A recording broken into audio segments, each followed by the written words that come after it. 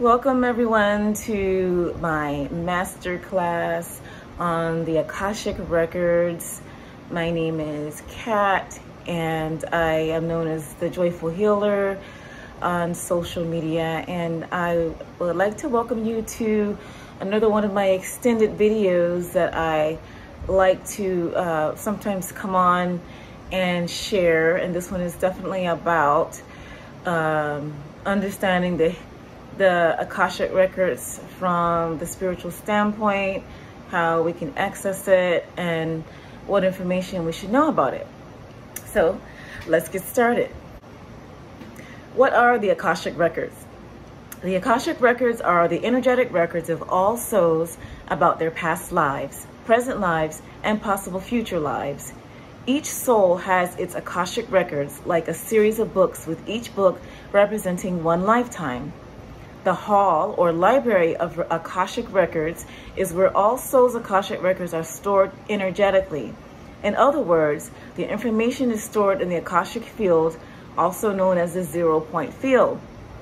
Now, some of you have heard me talk about the 0-point field before, and basically that is a frequency in which anything is possible and all information is stored for all time. And as we know, time is a human-made construct, right? Past, present, and future are really not that. All time happens basically in a circular motion, if you will imagine. So imagine that you're outside of your body and you're looking at basically a library, or maybe even a screen, a television screen. And if you've ever been to any of those sports bars where they have different screens playing different games at the same time, you might have one screen that's playing football, another one playing soccer, another one basketball, another one baseball, so on and so forth. So all of these games are happening at the same time. However, it depends on where your focus is, on what you pay the most attention to, right? So this is how time operates. Time is always happening. Everything is always happening simultaneously at the same time at all times. So when you think about the past or the present, that's always happening, even now. And so the only time that we really have where our consciousness is focused on is the now, right? The presence. So these Akashic records are, the records are located behind your neck. The records of your body are directly connected to your chakras and are also connected to the Akashic records of your soul, which is located in the Akasha, otherwise known as the fifth dimension. Amazingly, references to the Akashic records can be found thousands of years earlier on the ancient Hindu scriptures known as, and I'm going to try my best to pronounce this without butchering it, Mahabharata and the Puranas. These scriptures mention an ancient sage known as Narada. The ancients say that Narada transcended consciousness to gather vast knowledge and give wisdom teachings to the people. It is said that Narada has had access to a great source of knowledge, that it is in the fabric of the divine cosmic order. Narada had the ability to tap into the universal records known as the Akasha. And just know that each and every one of us has this ability to connect with the Akasha, the astral realm, the spiritual realm, or the fifth dimension. It's simply a matter of intention and of practice. Okay, the fifth dimension is the dimension of creation and manifestation, the vibrational space of no judgment, fear, density, thought, or ego. While you physically live in the third dimension, when you access the Akashic records of your soul, you are tapping into the fifth dimension. So, as I said, you can tap into this intentionally. The term Akashic records can be traced back to 1883, as first mentioned by author Alfred Percy Sonnet. In his book, Esoteric Buddhism, he describes how Eastern philosophy, universal records, physically exist in the realm known as the Akasha. This realm can be accessed by enlightened individuals. The term Akasha is actually a Sanskrit word for ether. And in case you're wondering what ether means, ether basically is a word that refers to the realm when you are outside of your temporary physical human body or any other body that you may be incarnating in the physical form. So in any lifetime, as a human, as an ET, as any other sentient being or animal, we can access this information when we are armed with the information, the motivation, and the intention to do so. The Akashic records of your soul contains the memories of all experiences acquired in all lifetimes. Every living being has its own Akashic records, and a group of people has its own Akashic records.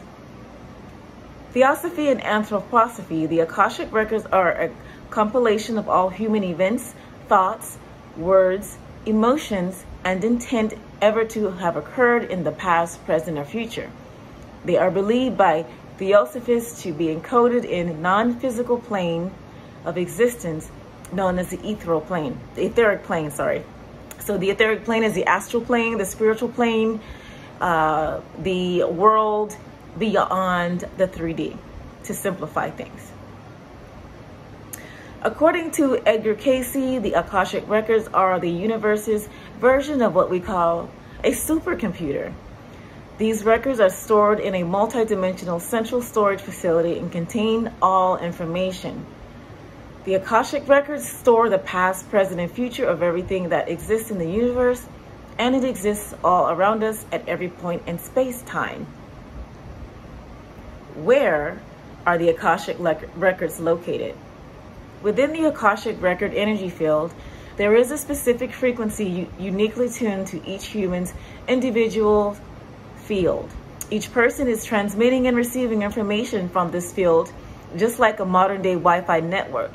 Just like our global Wi-Fi network is invisible to the human eye, we know it exists. The same for the Akashic record energy field. It exists all around us. Once we access it, we can receive limitless information about anything in the universe. So we're also talking about astral projecting and remote viewing. These are also ways that we can access the astral plane, the Akashic.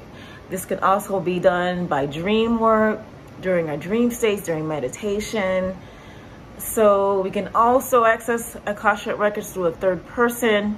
Let's say that it's just not something that you are experienced at yet and you really want information on something. You can certainly go to someone who is seasoned in accessing the Akashic records on your behalf. They can do this. This can be a shamanic person, a healer, even a spiritual hypnotherapist who has experience in hypnotism, as well as accessing the Akashic records. Now, this is a little bit different, but let's explore black holes. How does this relate to the Akashic records? Well, we're talking about the fact that information can never be destroyed within the universe. I'll say that again, information can never be destroyed. It can be transferred, it can be transmuted, but it can never be destroyed, okay?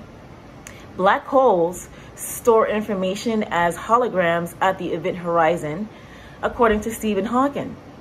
Quantum mechanics dictate that anything that is matter and energy can be broken down into information strings of ones and zeros, for instance.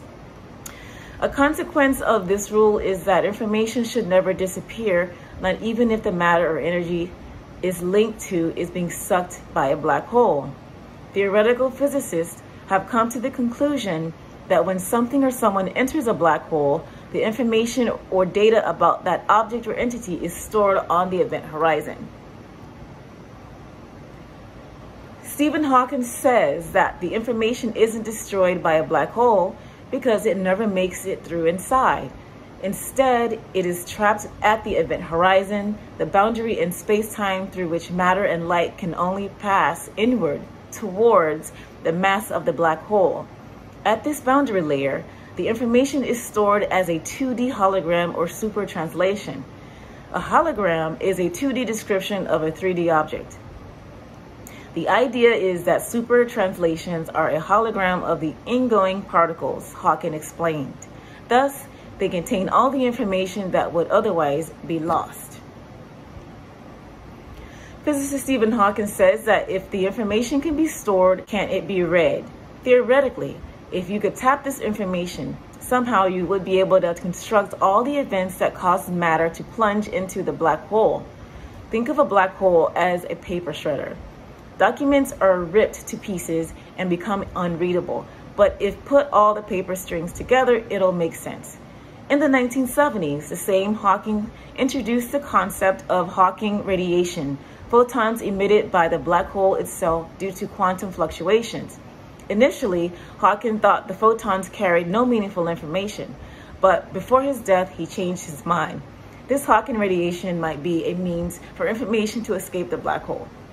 So now we're going to go back to talking about how we as human beings can access this information using our minds. So in order to talk about the mind, we have to talk about the brain, right? The brain is an amazing organ in the human body and contains so much knowledge and so much capacity that we don't use all of. So we're going to be talking about the crystal magnetite in the brain.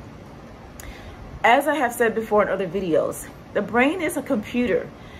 As divine sparks or emanations of the Creator, living our temporary lifetimes in the 3D as human beings, we are constantly downloading and uploading information to send back to source. Anything that we do, everything that we do, every thought, everything, every experience, every feeling or emotion is then sent back to the Creator via our brain waves. Because when you think of waves of light, everything is composed of waves of light. Okay, so this cup that I'm holding, I'm really not holding. It's simply the atoms that have collapsed themselves down to create the illusion or the presentation of our human mind as a cup. But without the observer, everything is a light wave, and light is intelligence. Okay? Light carries memory and intelligence. Thoth, a very important super ancient Atlantean named Thoth, also known as Hermes, accessed the Akashic records. Thousands of years before he was revered as a god. Thoth was the first great Kemetic philosopher and founder of the ancient mystery schools, later coined the Egyptian mystery schools. Thoth would have received his wisdom while in meditative trances, where he claimed to access higher planes of existence. Thoth used this method to author over 40 books, including the Emerald Tablets, the Book of Thoth, and the Divine Pyramid.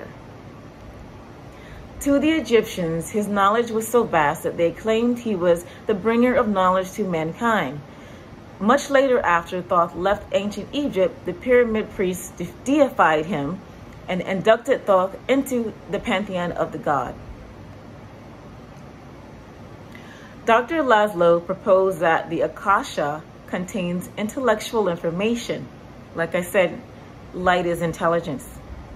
According to the theoretical physicist, the zero-point energy field is an all-pervasive sea of quantum energy waves that exists throughout the universe. The fabric of space itself is made of energy and information.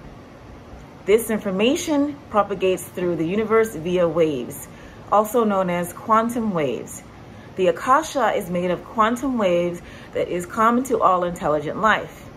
This means that all species of sentient life, including alien life, have the ability to tap into this all-encompassing field of knowledge and information.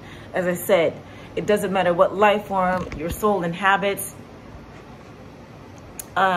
we can still access this information at any time, past, present, future, whatever. It's all the same. Richard Feynman addressed the quantum entanglement theory. He stated that subatomic particles at any distance can become entangled and send information to each other simultaneously. The human brain is full of electricity or electrical activity that creates radiation. This radiation can be detected by a sensitive radio receiver. Other minds anywhere in the universe would also be able to send these same waves. Feynman discovered that in our brain, even an electron can be receiving radio signals from the past and the future. This means that every electron in our brain is actually a receiver. Right, so let's just say you're watching this video right now on YouTube, as you are, or this becomes a television show or broadcasted in podcast or radio, or let's say a song, a music track, whatever, can be sent out into the ether to be received by any other sentient conscious entity that taps into your frequency. Okay, so the things that we're talking about today can be received by someone in the past, what we conceive as the past, or the future. So when we receive information or send information to our ancestors, this is a way that we can communicate. It is through the ethers, through the spiritual realm or the astral realm, where nothing is forgotten and everything can be transmitted to anyone at any time. The day science begins to study non-physical phenomena, it will make more progress in 1 decade than in all the previous centuries of existence. That is a quote by Nikola Tesla. Another quote by Nikola Tesla. My brain is only a receiver. In the universe, there is a core from which we obtain knowledge, strength, inspiration. I have not penetrated into the secrets of this core, but I know that it exists. Visible light. The electromagnetic waves your eyes detect, which is visible light that the human can see, oscillate between 400 and 790 terahertz. That's several hundred trillion times a second. The wavelengths are roughly the size of a large virus. Our brain interprets the various wavelengths of light as different colors. Red has the longest wavelength and violet the shortest. When we pass sunlight through a prism, we see that it's actually composed of many wavelengths of light. The prism creates a rainbow by redirecting each wavelength out of a slightly different angle. So we know that we can't see all of the light around us as human beings. There are gamma rays, ultraviolet rays, and different rays of light that the human mind cannot see or perceive, yet is still there. Many people are skeptics about anything that has to do with energy, the metaphysical, the spiritual, and this is because they are trained to only believe what is physically tangible or seeable with the eye. But many of us know that there are many things that exist that are not seeable by the human eye. Grandmother Vanga, as she is known, was a blind prophetess. When she looked at a person, she said she could see their entire life. She sees everything about them from birth to death as if she was watching a movie. Many Bulgarian and Soviet scientists studied her. They started scientifically testing her and interviewing her and the people that she read. Some of the most prominent politicians of the Eastern Bloc traveled to her village just to receive her readings. Her predictions were extremely accurate. This tells us that the ability to retrieve information beyond this earth plane has nothing to do with our 5 senses. When she became blind, her hidden abilities developed to receive information about the past, present, and future. She predicted the day of Stalin's death, for which she was actually arrested and spent a short time in prison. She predicted the 9/11 attack in New York, the nuclear explosion in Chernobyl, the 2004 Indian Ocean tsunami, the sinking of the Russian submarine Kursk, and many other world-changing events. Throughout the centuries, there has been oracles and prophets that claim to be in contact with beings and information from otherworldly realms as a source of their advanced knowledge. Michel de Nostradamus, which we all know, probably most of us know of, was able to access these records and make amazing predictions, including the Great Fire of London in 1666, the French Revolution, and the rise of Hitler to power. Nostradamus claimed that he used ancient methods found on Greek records that showed him how to tap into this vast field of knowledge. He tries to explain how in the right meditative mind state, he could see everything unfolding, past, present, and future, all at once. Einstein's discovery of relativity was almost simultaneously discovered by a French theoretical physicist named Poincare. I don't know if I'm pronouncing that correctly. Poincare. As time passes, knowledge in the form of electromagnetic waves are being released into the collective field we now know as the Akashic Records. Two Columbia University sociologists, William Ogburn and Dorothy Thomas, published a paper in the Academy of Political Science journal entitled, "Are Inventions Inevitable?"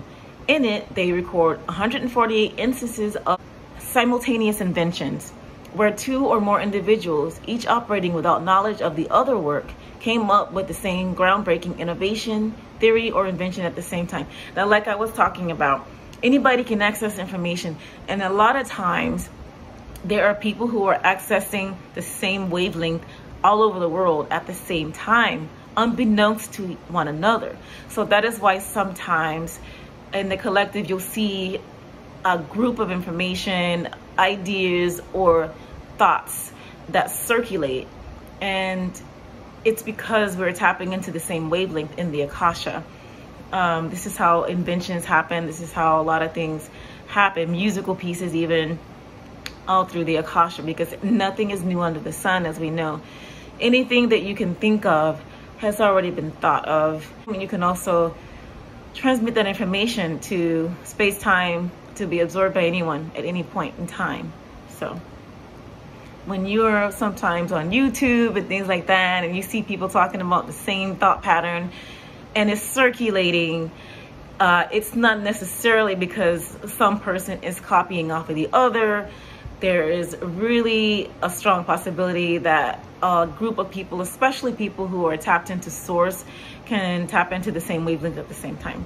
Many ancient sages and teachers have accessed the Akashic Records, but we also have modern day accounts of people accessing this source of unlimited knowledge. In 1923, a 12-year-old Bulgarian girl named Vangeliya Padeva Goshterova, commonly known as Baba Vanga, was a blind Bulgarian mystic, clairvoyant, and herbalist who spent most of her life in the Rupit area of Cosmos Mountains in Bulgaria. Zini Kostadinova, excuse me on these pronunciations, I am not fluent in Russian, claimed in 1997 that millions of people believe she possessed paranormal abilities. As a child, she was playing in a field when a tornado swept her away. The storm carried her away. Her parents found her barely alive. Her eyes were covered in sand and dust. She was unable to open her eyes. After 3 unsuccessful operations, she remained completely blind. Gradually, Vangeliya developed the ability to see the future. She began making verified revelations for the local population. By the 1980s, the blind prophet had given thousands of verified predictions. She gained a reputation as the Nostradamus of the Balkans. So these are just some examples that you, who enjoy researching things and researching the scientific aspects of a lot of metaphysical, esoteric, or spiritual knowledge. As I have said many times, spirituality and science are married to each other. They are together. So there is a hard pressed to find one without the other because they're intertwined, right? So this is just a little introduction on the Akashic Records and how you and everyone can access them, how it works. Accessing it for you might be completely different. It might be in the form of dreaming, it might be in the form of intentional meditation, or it may happen as a surprise, as a download that drops into your brain. As I said, that happens. So I hope that you've enjoyed this video, and if you do, please hit the like and subscribe button, share the information or feel led to do so. I appreciate all of my new people here that are joining me. The love is well received. The donations and the Patreon memberships, I appreciate all of it very, very much. And you can also contact me privately if you're interested in personal services, divination readings, or energy work, energy healing, shamanic healing. I'm available for all of that as well by appointment. So I will leave information on how you can do that in the below.